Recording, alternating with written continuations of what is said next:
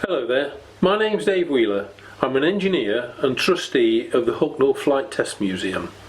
But more than that, I'm a lifelong aviation enthusiast, and as such I hold a private pilot's licence, and for over 25 years I've been an officer in the Royal Air Force Volunteer Reserve, working with air cadets and young people.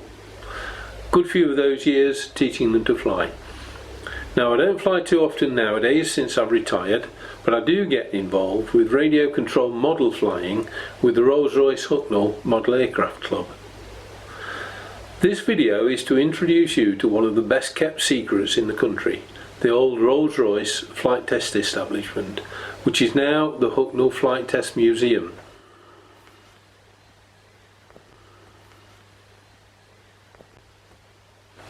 And at the same time, I'd like to encourage you to enter the new Rolls-Royce Flying Bedstead modelling competition, which is being jointly held between the HuFTM Flight Test Museum and the Rolls-Royce HuFTM Model Aircraft Club.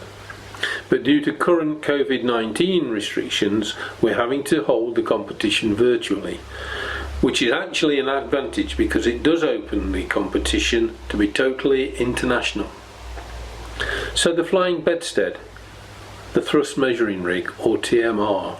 It was designed and built in the 1950s by Rolls-Royce to explore controlled vertical takeoff and landing using the new jet technology.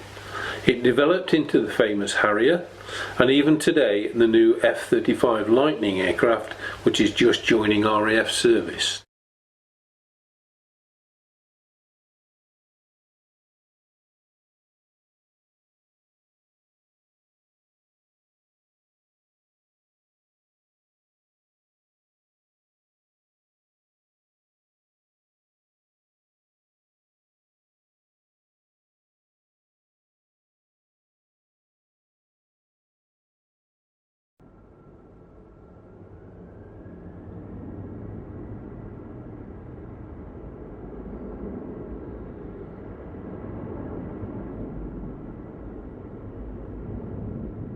In the early days, if the average person had seen it, they'd have thought, well, what on earth is that thing?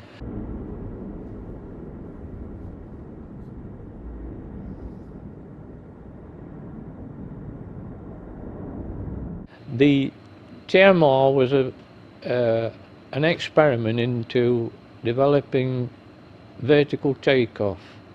Obviously there'd been a spec issued somewhere along the line years before that they'd got visions of an aircraft that would neither need much runway or distance at all, so it could vertically take off.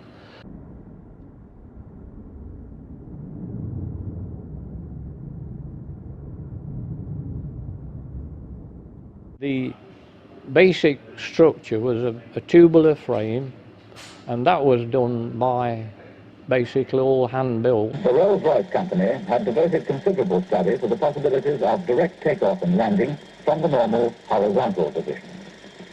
As a result of progress in jet engine development towards higher thrust-weight ratio, the point had been reached where the company was prepared to put to test the validity of its theories. And in due course, the Ministry of Supply asked the Rolls-Royce company to undertake an experimental research project in conjunction with the Royal Aircraft Establishment at Farnborough. The machine itself to be designed and built by Rolls-Royce. Its control system to be developed by Farnborough. It looked like a collection of metal tubes to start with. Then they installed two Dean engines in with downward thrusting jet pipes, one either side of the structure, and the vent pipes for stabilising. They built some large oleo legs, I think Doughty's did them for us, and they were put on, shall we say, the four corners, and with heat shields on because of the flukes. Then on the upper section of it, above the engines and the fuel tank they've got, they had a small pilot seat. He had a rollover bar on the top of him, but that was very rudimentary, and an instrument panel, a control column, and there were various electronic things on it, because I think they visualised that a pilot at first wouldn't probably not be able to fly it. So they built a very large gantry at Hucknall, and they suspended the finished item underneath it on cables, steel cables, which in turn they also had them running at the side, which had electronic controlled motors which stabilised the cables with any movement so the thing wouldn't oscillate too much. The pilot's concern mainly at the time whether it was tethered was one of our test pilots, Harvey Hayworth and Jim Hayworth. They did fly it tethered in the gantry, and our chief test pilot at the time was Captain Shepherd, a much respected gentleman, and he always flew in his leather flying helmet and his basic overalls, nothing like the modern pilots use today. Unfortunately, we had a guy come from Farnborough, and he attempted to fly this thing tethered, but unfortunately I think he had a small error and it began to oscillate slightly, and I think instead of shutting it down he increased the throttle size. He thought it was stabilised, but it tipped it on its side and smashed into the side of the gantry, and unfortunately he was killed. After that very sad event, Captain Shepherd issued the company with an indemnity to say that he would attempt to fly it free flight, which I think a lot of people thought impossible, but we had an area down at the bottom, the hard standing, and it was taken down there one day, and there were quite a lot of people came, I believe from the ministry and very important people from aircraft industry, and he actually took this thing off the floor and flew it round in a circle at a fair height and moved it backwards and forwards without a fault and landed it, and of course everybody admired him for that.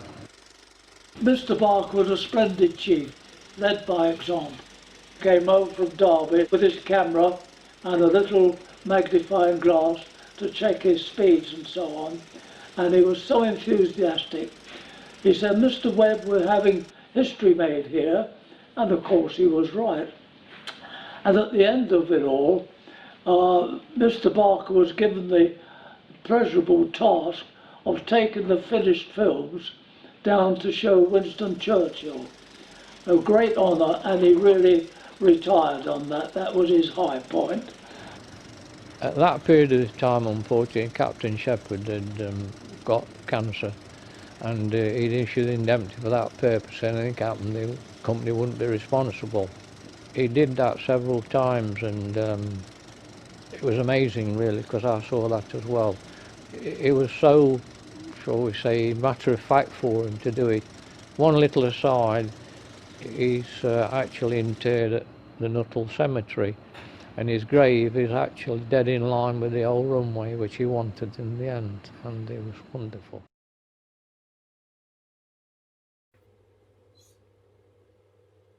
So let me talk about the Rolls-Royce Flying Bedstead competition for a moment.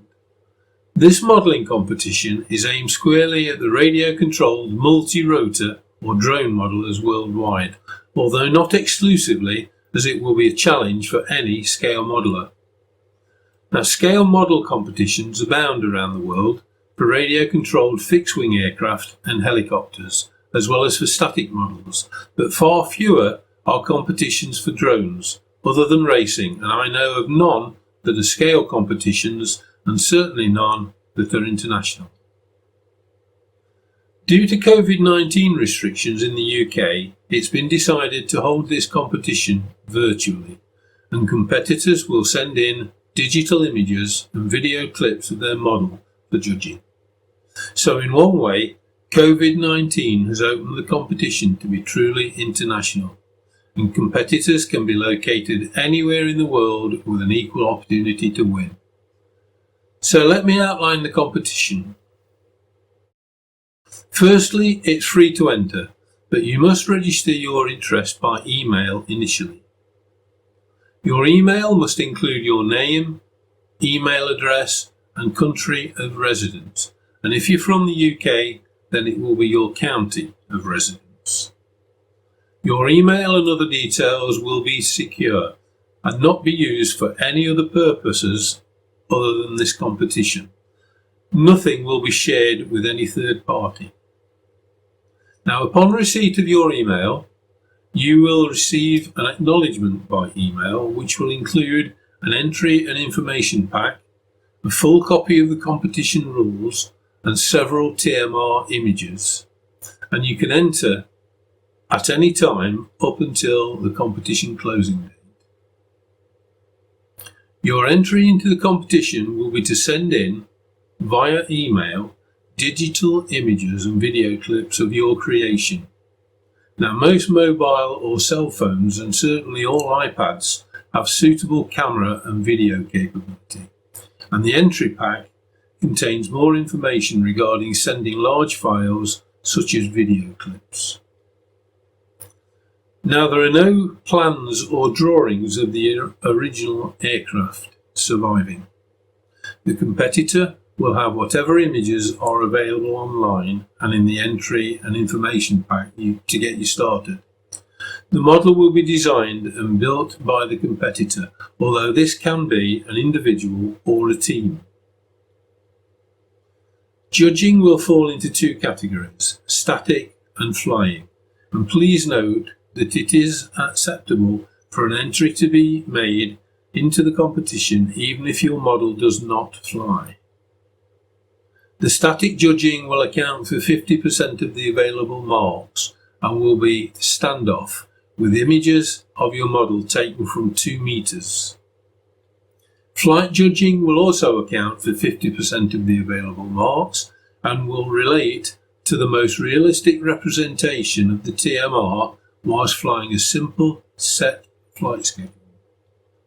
The scale? Any scale of model is permissible. It's your choice. Power source? Any power source is acceptable.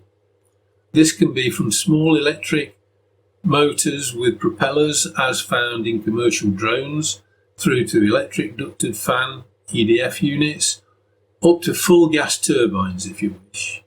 And electronic motion stabilizing devices or gyros are permitted.